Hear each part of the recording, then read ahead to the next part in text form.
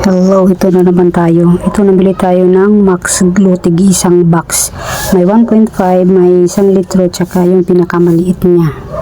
Ayan yung pinabili natin. Ayan, totalin natin yung yung sa 1.5 yan, 440 ang lumalabas. 55 yung bintahan ko yan. May 90 pesos tayong kita. Diba?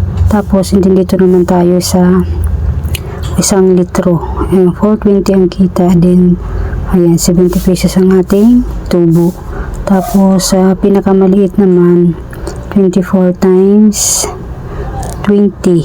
Ang lumalabas ay, hindi na makita yung natin, 480. Tapos, may sa 350. Ayan, may 130 pesos tayong kita sa isang box na maliit. May aluminum din tayo yan. 22 pesos ang bintahan ko kasi 20 yung isa. May dagdag tayong 2 pesos, diba? Pwede na, diba? Ayan, nilagyan ko na ng 1.5 yan. Ano yan? Ito, balik tayo kasi may bumili. Ayan, dyan ko nakalagay yung mga Max Glue natin.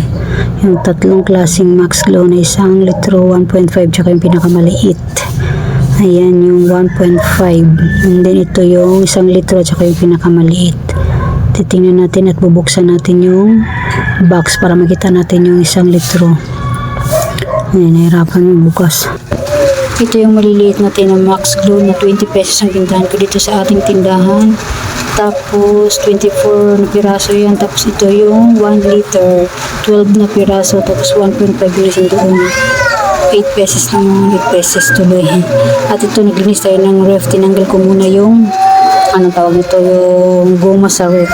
Nilinis ko. Pwede ko na ipakita sa inyo paglinis ng goma. Nilagyan ko ng baking soda, tsaka nilagyan ko ng mainit na tubig. Pagkatapos ng linisan ng baking soda, nilagyan ko ng mainit na tubig. Kaya ngayon okay na siya. Kasi maluwag na siya. Pag sinasara mo siya, lumuluwag siya ng pusa. Kaya yung ginawa ko, nilinis ko muna ng baking soda, sabon. Ano pa ba yung basta? Tapos nilagyan ko ng mainit na tubig. Yun lang. So, may dumating tayo ngayong Birasa, pero kunti lang yung diniliver ko kasi marami pa tayong item ng mga diniliver kay Birasa. Ito po yung nabayaran natin, 501.32. Kunti lang, ito lang yun. Ayan lang yun.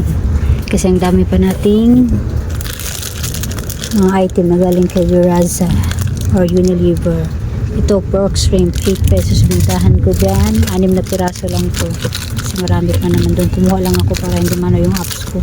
Ito naman, beef cubes, 8 pesos. Tapos ito yung mga Rexona, 10 pesos na bintahan ko dito.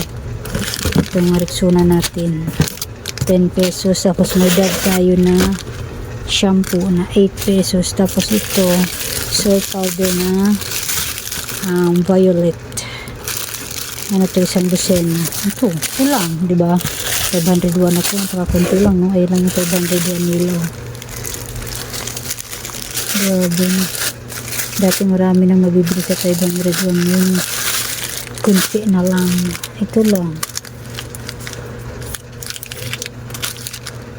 Di ba, kunti lang. Ilang piraso lang yan.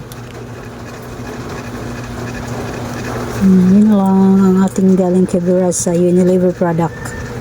Kasi nakaraan nag-order naman ako marami din. Yun lang.